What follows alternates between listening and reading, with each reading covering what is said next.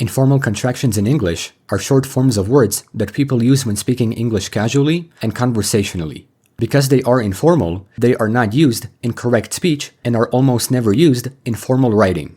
These contractions are normally used when native speakers talk fast and casually, especially with people they already know. Many informal contractions are more common in American English, but remember that they are not correct English. It's better to use them in casual situations, and after this lesson, spoken English will be understood a lot better when it's heard. Unlike normal contractions that use apostrophes, like don't, your, his, will, and so on, informal contractions do not always use apostrophes because, again, they're used more in casual conversations. When these contractions are commonly used, spoken sentences may seem artificial because it's possible to find multiple contractions in the same sentence or completely removed words. In this video, I'll show formal sentences and their presentation with informal contractions. English has the informal contraction ain't, which has two meanings. Ain't is always used with a subject, and it's a combination of a conjugated verb to be and the negative not in the present simple, or the auxiliary verb to have and not in the present perfect. For instance, I ain't sure means I am not sure, which is a phrase that can be put with ain't. I ain't sure. Ain't can also apply to all subjects, such as you ain't sure, he ain't sure, she ain't sure, we ain't sure, they ain't sure. This contraction eliminates the need to repeat conjugations of to be and the negative not. This way, it contracts the words into one, ain't.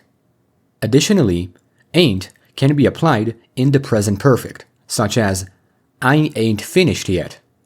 The formal meaning is I have not finished yet, but informally, it's I ain't finished yet, combining the auxiliary verb to have with not. This also applies to all subjects. You ain't finished yet. He ain't finished yet. She ain't finished yet. We ain't finished yet. They ain't finished yet. English also has the informal contraction gimme, consisting of the verb give and the object pronoun me. When said fast, give me can sound like gimme, but this contraction is exclusively used in the imperative mood. Give me the money. Give me a hand. English also has the informal contraction gonna, consisting of the present participle going with ing and the preposition to, and it's by far the most common contraction that you will hear in conversations. It's important to note that gonna must always be used with an infinitive. It would be very awkward to say, I'm gonna the store, or I'm gonna school. This structure is not possible because the following predicates don't connect to a preposition. To make these sentences logical, there must be a preposition that connects them. But since gonna is a contraction made from going to, the preposition to is not shown. So, when having a predicate after, we need to use the formal construction going to. If we want to use gonna instead, it must precede an infinitive, such as I'm gonna go. You're gonna leave. He's not gonna sing. She's gonna play. We're not gonna stop. They're gonna dance. English also has the informal contraction gotta, which has multiple meanings. This contraction is also very common because it can be in the present simple and present perfect while also preceding infinitives. For one, gotta can combine a conjugated verb got and the indefinite article a when used with an object. Some simple phrases are, I got a dog. You got a cat. He got a phone. She got a phone. We got a house. They got a car. Likewise, it's possible to put all of these phrases in the present perfect, which will change the meaning from indicating something in the past to currently possessing something, focusing more on the state of ownership in the present. For two, gotta can combine a conjugated verb got and the preposition to with infinitives, as in, got to do something. Some simple phrases are, I gotta go. You gotta work. He gotta leave. She gotta stay. We gotta see. They gotta walk. Likewise, it's possible to put all of these in the present perfect.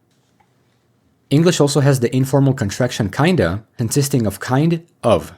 The phrase kind of means rather or to some extent, and it's used informally to express vagueness and acts as a meaningless filler within a phrase. Some examples are, I kinda think he's wrong. You're kinda cool. She's kinda beautiful. We're kinda done.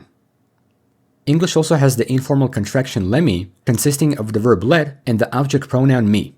This contraction is exclusively used in the imperative mood. Let me go. Let me see. Let me leave. English also has the informal contraction wanna, which can have two meanings in the present simple. This contraction is the second most used in English conversations.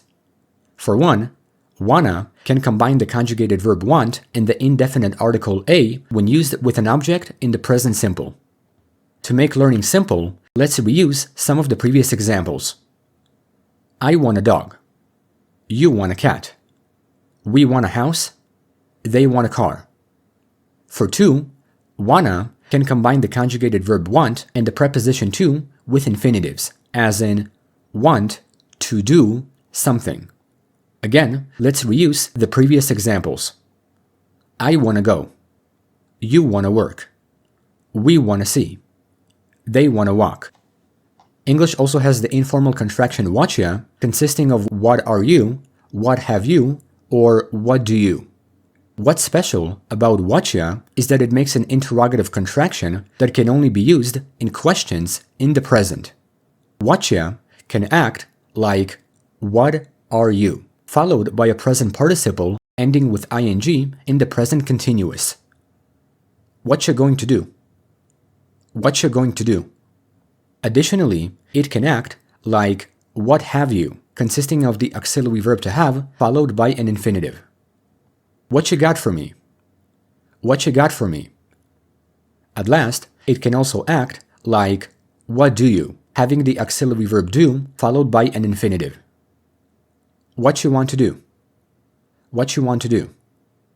English also has the informal contractions coulda, shoulda, and woulda, which are contractions of could have, should have, and would have, coming from the English conditionals, specifically conditional type 3.